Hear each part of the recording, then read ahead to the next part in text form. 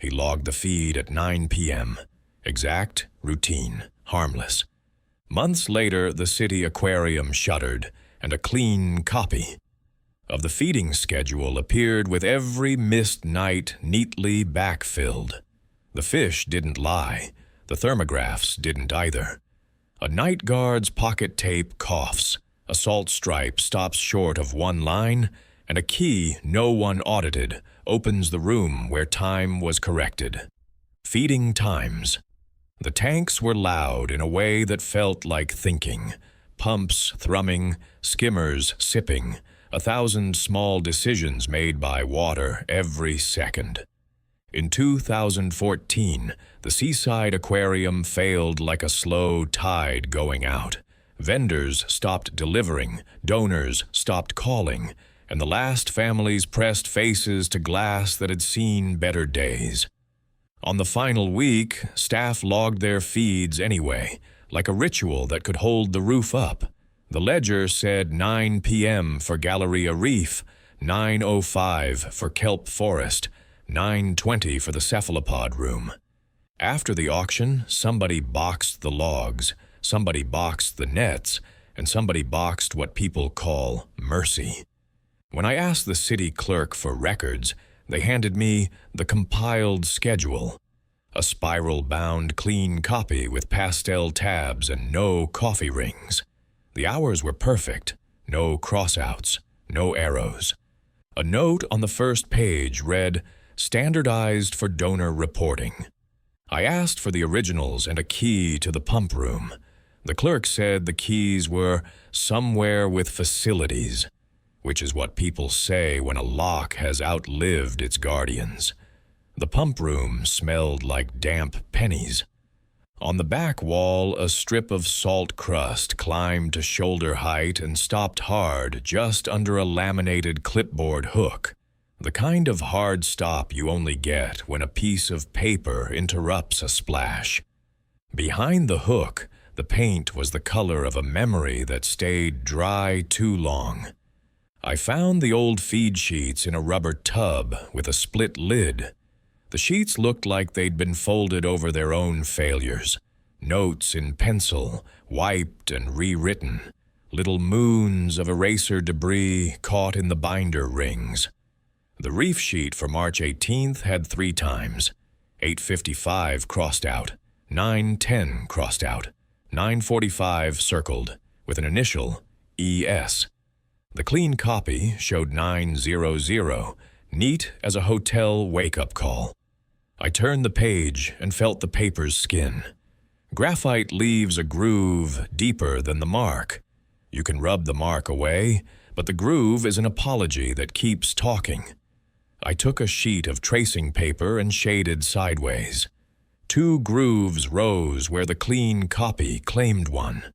The second line pressed harder, like someone correcting themselves to match a rule they didn't believe. The night guard's name was Samson, and he kept things. He kept return address labels from employers that never paid on time. He kept batteries that still had 1 minute in them. He kept a micro-cassette recorder he said he used for crosswords. He also kept a locker into the bankruptcy, a talent that would get him in trouble if anyone cared enough. I liked the octopus, he told me, sliding a cassette across a diner table sticky with syrup. Fed him late when the pumps coughed. He knew the sound. I digitized the tape in a motel with towels jammed under the door to fake a studio. At 8:58, you can hear air, not silence, but that thick HVAC hush that carries you from room to room. At 9:04, there's a sputter and a cough from a pump that's been primed badly. At 9:12, Samson whistles, then says, "Hang on, buddy," in a tone people use with dogs and geniuses. At 9:46, the skimmer whines, the lid clacks, and a splash rings like china. At 9:52, someone says, "Write it clean, Ed," and a second voice answers, "For the report." I took the clean copy to a retired aquarist named Ed Soria, who had the kind of hands that remember where every valve lives. He ran a fingernail down the margin and said, without looking at me, "We were told the feeds should reflect the program, not the night." He didn't mean marketing. He meant a belief system. If an aquarium tells a story of predictability, donors sleep. If it confesses to 952, somebody asks about redundancy, about staffing, about cost. "Did the animals suffer?" I asked. "Not that week," he said, "but the paper learned to lie for them." Temperature graphs don't lie easily. In a storage closet that had definitely been a closet and not a lab, I found a bucket of old data loggers, the cigar-sized kind you zip-tie to a rack. Most were dead. One still woke up when I swapped a coin cell. Reef tank, March 18th. A half-degree dip after 9:40 p.m., the signature you get when a lid lifts and evaporation accelerates on a cold night. The clean copies 9 o'clock didn't make that dip. The dip didn't care. I asked facilities about keys. A man named Ortega held up a ring the size of a bad promise. "Half these go to locks that don't exist," he said. He let me try them on the back corridor door. The third one stuck, then turned. Inside, a spare feed cart, a box of donor tour handouts, and an older binder labeled Fair Schedule, a phrase I recognized from other kinds of places. Every page was a retype of a messy day. Every page had a signature line for reviewer. On 6 of them, ESW. Met again in Ed's kitchen, which smelled like brine the way old good kitchens do. He poured tea and said, "I didn't feed the octopus at 9. I fed him when the pump gave me my hands back. Then I wrote 9, because we needed 9 to be true." He didn't ask me not to use his name. People who have carried animals across nights don't hide from paper. They resent it. At a small city hearing in a room designed for zoning disputes and not penance, I played 858 to 952. The pumps made their case, and Samson's off-mic whistle made the room human. I didn't say fraud. The clerk did. I didn't say malice. Ed did not let me, with a look. The policy we got was small. Originals must be boxed and logged before any compiled schedule is created. Compiled documents must watermark training, not reporting. Any hour changed must note the reason and carry 2 sets of initials. On my way out, I walked the public side of the old galleries. The glass bloomed with a film that happens when life keeps breathing. In a building that stopped.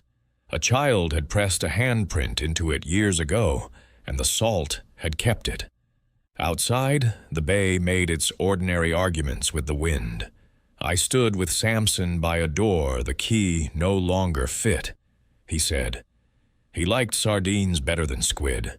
People always think they prefer squid. "Who?" I asked, though I knew. "The one with the map for a face," he said, and whistled the 2-note call he swore had meaning. The wind answered or didn't. Clean copies soothe donors and managers and people who dream of perfect routines. The animals never asked for that. They asked for flow and food and a night guard who hears a cough the way a mother hears a crib turn. The tape doesn't make a villain. The tape makes a minute tell the truth. The salt stripe stops where the paper hung. It's not a metaphor, except that it is. When we watermarked the new schedule, the city felt noble for a day and normal the next. The tanks are dry now, the racks stripped.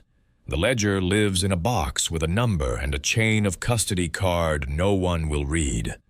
On the drive out, the road hugged the bay like a careful friend. I pulled into a turnout and listened to the car tick as it cooled. The feeding times, the real ones, existed in a language of pumps and patience. We translated them wrong on purpose for a while, to make a case to people who give money. And then we stopped because somebody kept a cassette. No one told him to keep. Water isn't sentimental. It remembers everything anyway.